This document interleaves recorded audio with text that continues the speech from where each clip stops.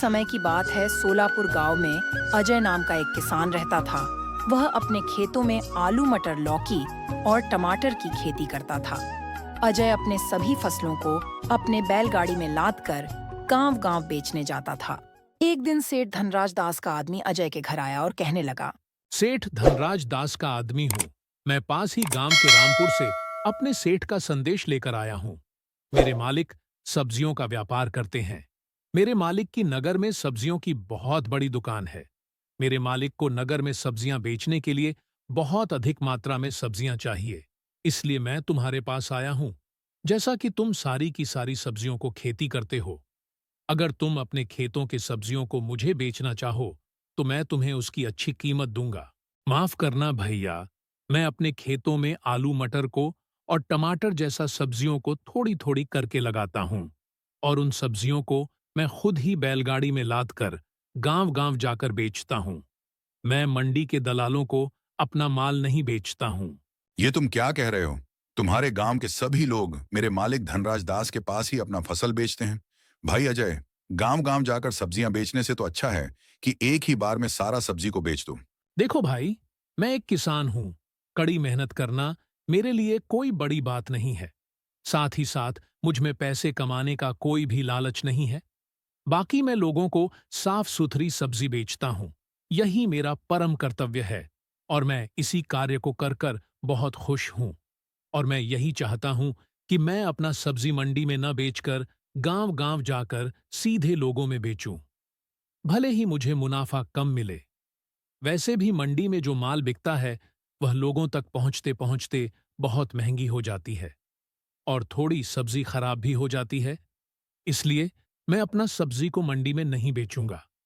मैं अपना सब्जी को गांव-गांव जाकर सीधे लोगों में ही बेचूंगा।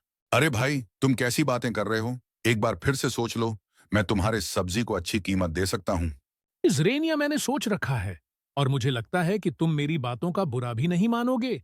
अब व्यापारी को इतना बात समझ आ गई थी कि अजय अपनी सब्जियों को मंडी में नहीं बेचेगा। वह व्यापारी वहां से चला गया और हमेशा की तरह अजय अपनी सारी की सारी सब्जियों को बैलगाड़ी में लादकर अपनी सब्जियों को बेचने के लिए दूसरे गांव की ओर निकल पड़ता। मुझे आज की रात यही रुक लेना चाहिए।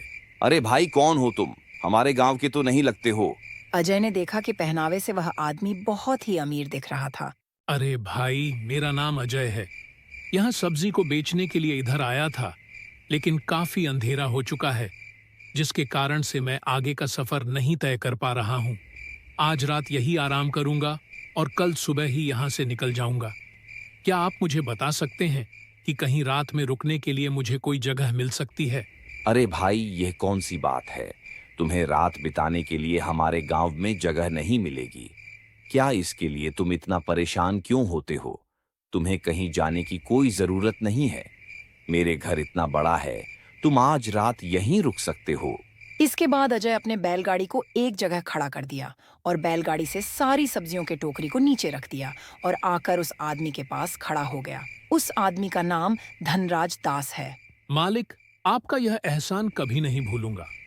आप जैसे लोग इस दुनिया में हैं, इसलिए हम जैसे गरीब लोग अभी तक जी रहे हैं, वरना ना जाने इस गांव में कहां कहां भटकता फिरता। अरे भाई अजय, इसमें क्या बड़ी बात है? एक आदमी ही दूसरे आदमी की मदद करता है। देखने में तुम तो बहुत ही मेहनती किसान लग रहे हो। मेरा कर्तव्य है कि मैं तुम जैसे लोगों की सहायता करूं। वैसे तुम यह बताओ कि यह सारी सब्जियां तुम्हारे खेत के हैं या किसी व्यापारी से लेकर बेचने के लिए निकले हो? अरे नहीं नहीं सेठ जी, यह तो सब अपनी ही खेत की फसल है। इतना भी बड़ा आदमी नहीं हूँ। मैं अपने सब्जियों को सीधे लोगों में बेचने पर ही विश्वास रखता हूँ। अरे अजय, अगर हर किसान तुम्हारी तरह यही सोचेगा तो कितना अच्छा हो जाएगा ना। कम कीमत पर सबको अच्छी सब्जियां मिल जाएगी। आजकल के दलाल सब्जियों को कम कीमत पर खरीदते हैं और उसी सब्जियों को जमा करके अधिक दामों पर बेचते हैं। मुझे तो लगता है कि उनका यह माल सही नहीं होता है, लेकिन आम लोगों को इसके बारे में उन्हें कुछ भी नहीं मालूम है। वह तो उचित कीमत पर सब्जियां खरीदते हैं, लेकिन उनके पास कोई और चारा भी तो नहीं है। आपने बिल्कुल सही कहा सेठ जी, लेकिन आजकल यही हो रहा है। ऐसा ना हो इसलिए मैं अपने सारे सब्जियों को सीधे ग्राहक के पास ही बेचता हूँ। मैं समाज के प्रति अपना कर्तव्य को पूरा कर रहा हूँ। सच में अजय, तुम्हारे विचार बहुत ही नेक और अच्छे हैं। अगर सभी लोग तुम्हारे जैसा सोचेंगे तो सबका भला ही होगा। अच्छा, तो अब रात बहुत हो चुकी है, तुम्हें सुबह जल्दी भी उठना है। तुम आराम से यहीं सो जाओ, मैं भी सोने जा रहा हूँ। जी हाँ, बिल्कुल सेठ जी। मुझे कल सुबह जल्दी उठना है, तो अब मैं आराम करने के लिए जाता हूँ। इसके बाद दोनों आराम करने के लिए चले जाते हैं। धनराज दास ने एक चारपाई अजय के लिए भी डाल दी। अजय चारपाई पर लेटकर सोचने लगा, सेठ जी कितने अच्छे इंसान हैं। उन्होंने मेरे लिए एक चारपाई भी डाल दी। इतना धन संपत्ति होने के बावजूद भी इनके अंदर जरा सी भी घमंड नहीं है और इनका मन भी कितना नेक और निर्मल है। ऐसे इंसान बहुत ही मुश्किल से मिलते हैं।